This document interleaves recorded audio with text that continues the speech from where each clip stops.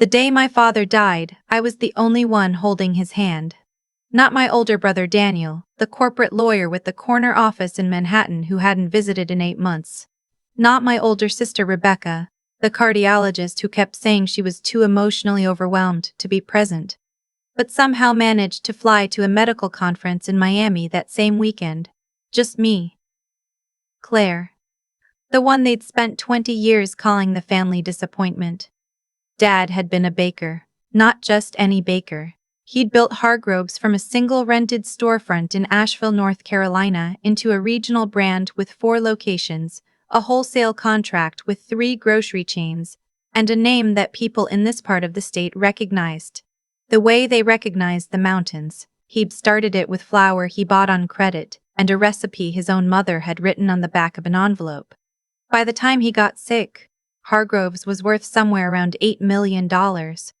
And Daniel and Rebecca had spent years treating it like an embarrassment. I remember Rebecca at Thanksgiving 2 years before Dad passed, swirling her wine and telling her husband in that voice she used when she wanted everyone to hear but pretend they didn't, "It's a bakery. It smells like sugar and it's open at 5 in the morning." I don't know how Dad never burned out. Daniel had laughed. Dad had kept his eyes on his plate. I never laughed. I was the one who showed up every Saturday morning at 4:30 to help with the bread. I was the one who redesigned the website, set up the online ordering system, negotiated the wholesale pricing, and stayed on the phone with the health inspector for 2 hours after a routine visit flagged a ventilation issue in the Weaverville location. I did all of this while working a full-time job as a project coordinator and living 30 minutes away.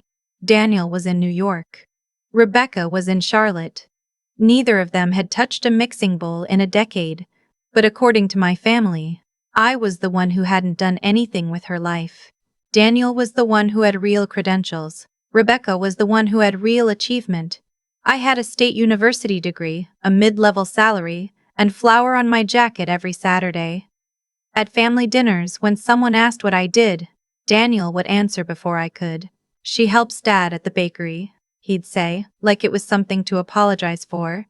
Rebecca once told me, in what I think she meant as genuine advice, that I should think about graduate school before it's too late.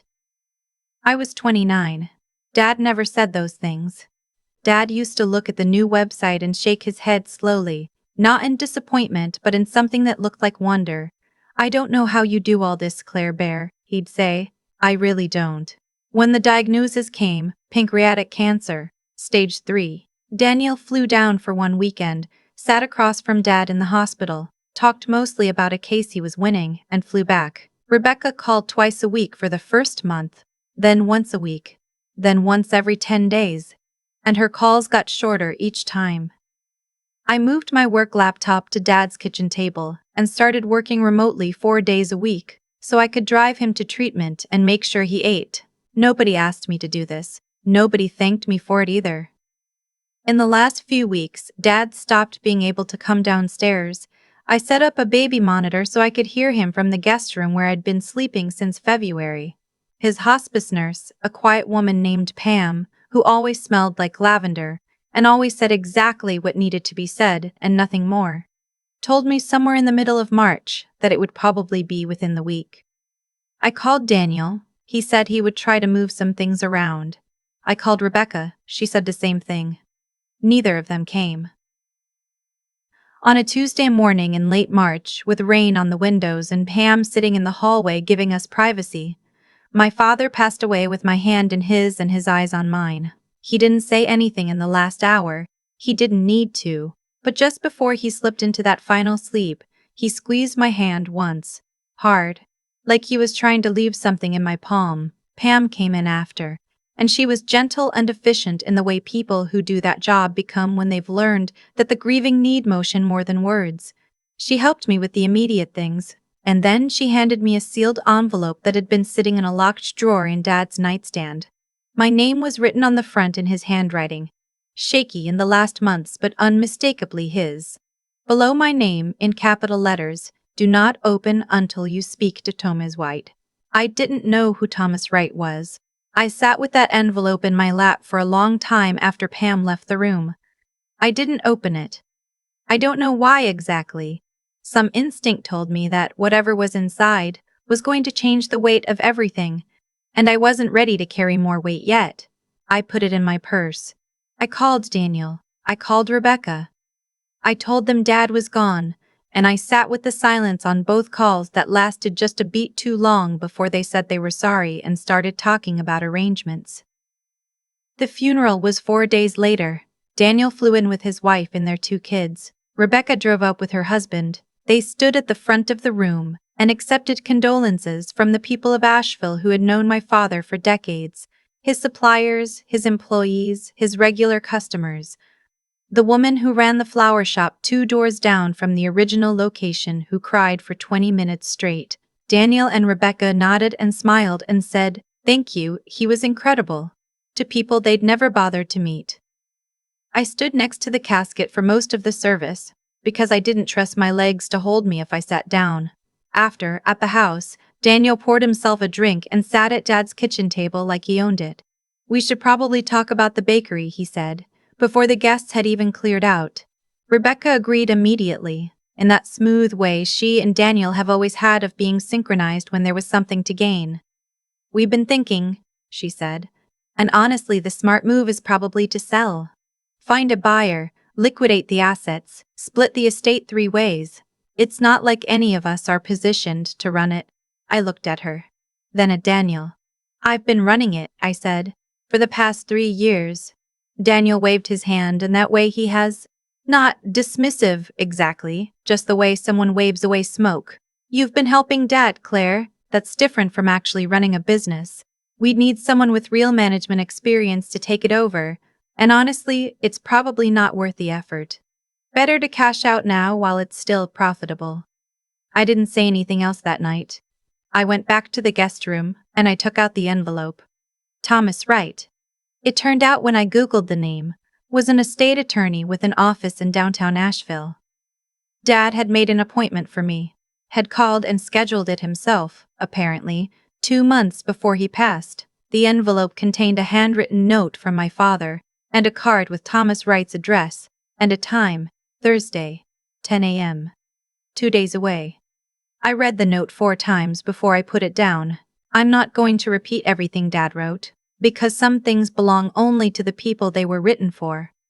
But there was one line I'll carry for the rest of my life. "You were never the one who needed to prove herself. You were the one I was always sure of." I didn't sleep that night.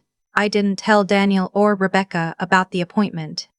Thursday morning I drove downtown alone in the rain, parked in a garage that smelled like exhaust and concrete, and walked into a building that had one of those lobbies that's trying to look more important than it is. Thomas Wright's office was on the 4th floor. He was a man in his late 60s, unhurried, with the kind of careful stillness that comes from decades of delivering information that changes people's lives. He shook my hand and offered me coffee, and then he opened a folder and explained, in plain language, what my father had done. 3 years ago, around the same time I had taken over the day-to-day operations of Hargroves without being asked, and without being compensated beyond what he called family helping family, my father had quietly revised his will. He had also, separately from the will, established a trust. The trust held 60% of Hargrove's bakery. That trust had been signed over irrevocably to me. The remaining 40% of the business would be divided equally between Daniel and Rebecca, 20% each, as part of the standard estate. The house went to all 3 of us equally. The savings were split 3 ways. But the bakery, the thing that was worth more than everything else combined, the thing Daniel wanted to liquidate and Rebecca had called a smell. 60% of it was already mine and had been for 3 years. My father had also, Thomas told me, left a letter addressed to all 3 of us together, to be read at a formal meeting with Thomas present. He had specifically requested that I not be asked to step out of the room during the reading. I think I understood then what he'd been doing. He'd seen what I hadn't let myself see clearly. That if the will were read in the normal way, Daniel would start talking before the words were finished, and something would get decided before I'd had a chance to understand what I'd been given. The meeting was scheduled for Saturday. I spent Friday going to the bakery. I walked through all 4 locations. I talked to the managers who had known me for years. I pulled the financial records for the last quarter. I sat in the back of the original Merriman Avenue location for an hour, with a cup of coffee, and watched the morning rush. The regulars, the students, the families, the construction workers who came in every day at 6:15 for the same order. And I understood, maybe for the first time with total clarity, what my father had built and what he'd trusted me to protect. Saturday morning, Thomas's office again. Daniel in a charcoal blazer, already checking his phone when I walked in. Rebecca with her hair up, wearing the expression she wears in professional settings, composed, slightly removed, ready to manage. They both looked at me the way they always had, like I was the agenda item they were going to get through quickly before the real discussion. Thomas read the will first, the house, the savings, the standard division. Daniel nodded throughout like he was approving of a reasonable offer. When Thomas got to the bakery portion, Daniel leaned forward slightly and said, "And the business?" "The business," Thomas said, setting down the will and picking up a separate folder, "is addressed separately." He explained the trust. He explained the 60-40 split. He explained that the transfer had been executed 3 years ago and was irrevocable. The room changed. Daniel's face did something I'd never seen it do before. The composure went first, not all at once but in stages, like a building losing power floor by floor. He started and then stopped. "That can't be right." "I can provide you with the complete documentation," Thomas said in the tone of a man who has been asked this question many times and has always been right. Rebecca looked at me. Not at Thomas. At me. And for a moment, just a moment, I saw something cross her face that I don't think she meant to show. Not anger, not shock, but something closer to recognition. Like she'd known something was coming and hadn't let herself believe it. Thomas then read the letter my father had written for all 3 of us. I'm not going to recount every word. But my father wrote clearly without anger about what he had observed over the years. He wrote about the Saturday mornings. He wrote about the website and the wholesale contracts and the ventilation issue in Weaverville that Claire handled alone without being asked.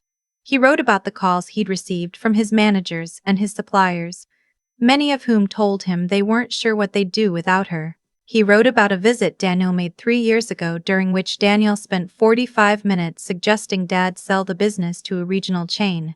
He wrote about the conversation Rebecca had at Thanksgiving, the one about the smell of sugar and the 5 a.m. mornings. And he noted, with the precision of someone who'd had years to decide how to phrase it, that he had been in the next room. He knew. He had always known. "I am not punishing anyone with this arrangement," the letter said near the end. "I am correcting something that should have been obvious to everyone, including me, much sooner. Claire has earned this. She has earned it 10 times over. What I am giving her is not a gift. It is acknowledgement." Daniel was quiet for a long time after Thomas finished. Then he asked about contesting the trust. Thomas explained patiently and without drama that the trust had been in place for 3 years, had been executed by a competent adult under no duress, and had been reviewed by 2 separate legal professionals at the time of creation. Daniel was welcome to consult his own attorney, Thomas added. Of course. On the way out of the building, Daniel stopped me on the sidewalk. Rebecca stood a few feet away, not quite joining us, but not quite leaving either. "You knew about this," he said. Not a question. "I found out Thursday," I said. "Same as you know now." "You never said anything." "I didn't know until Thursday," I said again. He looked at me for a long moment. I don't know what he was looking for. Maybe he was looking for guilt, or apology, or some sign that I felt bad about what had happened. I didn't feel bad. I felt something else. Not triumph exactly. Not satisfaction, but a kind of heavy clarity, the feeling of something long crooked finally being set straight. "Dad built something real," I said. "I'm going to make sure it stays that way." Daniel got in the car. Rebecca paused before she followed him and looked at me with an expression I couldn't fully decode. Not warm, not cold, somewhere in between. "For what it's worth," she said quietly, "the Weaverville location has always had the best croissants." Then she got in the car too. The weeks after that were not easy. Daniel did consult an attorney, as Thomas had predicted. The attorney confirmed what Thomas had said. There were some tense phone calls, some emails I read twice before responding. One conversation with Daniel that lasted 90 minutes and covered old ground that hadn't been touched in years. I said things I'd been holding onto for a long time. He said some things that surprised me, not because they were cruel, but because they were honest in a way he usually wasn't. At one point he admitted that he'd never really understood what I did for the bakery, because he'd never thought to ask. I don't know what to do with that. I'm still deciding. What I do know is what happened in the months after I took over officially. I hired a general manager for the Marymount location, so I could stop being in 4 places at once. I renegotiated the wholesale contract, the one I'd originally set up 3 years before, and increased the margin by 11%. I approved a renovation for the Black Mountain location that had needed new equipment for 2 years. I created an employee profit-sharing structure, something my father had talked about wanting to do but never formalized, that took effect in the fall. 3 of the 4 location managers, when I told them about the profit sharing, started crying. One of them had worked for my father for 16 years. I kept the recipe cards. The ones my grandmother had written, the ones that had started everything. They're in a fireproof box in my office now, and I look at them sometimes when something is hard and I need to remember what this all is. There's a moment I think about often. The last week before my father couldn't come downstairs anymore, we sat together in the kitchen after dinner, just the 2 of us. He was tired in a way that went past the body. I was washing dishes and he was at the table with his hands wrapped around a mug of tea. He'd stopped drinking. And he said out of nowhere, "Claire Bear, you know this place is yours, right? All of this. The whole thing. It always has been." I thought he was talking about the house. "Dad, the house belongs to all 3 of us," I said. He shook his head slowly. He was looking at the kitchen. At the walls, the photos, the window over the sink that looked out toward the yard. "No," he said. "I mean Hargrove's. The whole thing. It's yours. It's been yours for years. I just didn't want to say it out loud until the paperwork was done." I turned around. "Dad, what did you do?" He smiled. And he looked. I want to find the right word for it, and the only one that fits is settled. He looked settled. Like something he'd been carrying had been put down. "Nothing you need to worry about right now," he said. "Just wanted you to know." I stood there for a moment, dish towel in my hands, not fully understanding what he'd just told me. Then I went back to the dishes because the mundane thing was the only thing I could hold on to. He watched me for a while without saying anything. "I'm proud of you," he said eventually, quietly, to the window. I don't know if I've said that enough. I'm proud of you. I've replayed that moment more times than I can count. I think I'll keep replaying it for the rest of my life, not because I needed to hear it, though I did, I think we all do.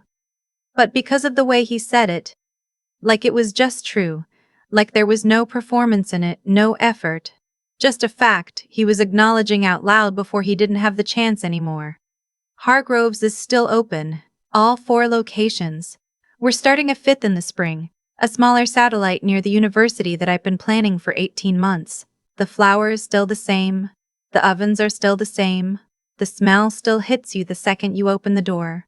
Warm and sweet and a little like something your grandmother used to make, if you're lucky enough to have had a grandmother who baked. Daniel sent me a text in October. Just, "I hear the Black Mountain location is doing well. Hope things are good." I texted back, "Things are good." Rebecca called a few weeks before Christmas. It was a longer call than I expected. She asked questions I didn't expect, how the profit sharing worked, whether the new GM was a good fit, what I was planning for the spring opening. She wasn't warm exactly, but she was present in a way she hadn't been in years. Before we hung up, she said, "Dad knew what he was doing." It wasn't an apology. It wasn't quite a concession. It was something between acknowledgement and grief, and I decided that was enough for now. I visit the original location every Saturday morning. Not at 4:30 anymore. I have a life now, and a team that handles the early shift beautifully. I get there around 7, when the rush is starting, and I make myself a coffee and I sit at the small table near the window that looks out on Marymount Avenue. My father used to sit there too on the days he let himself take a break. He used to watch the street and drink his coffee and look like a man who had done what he came here to do.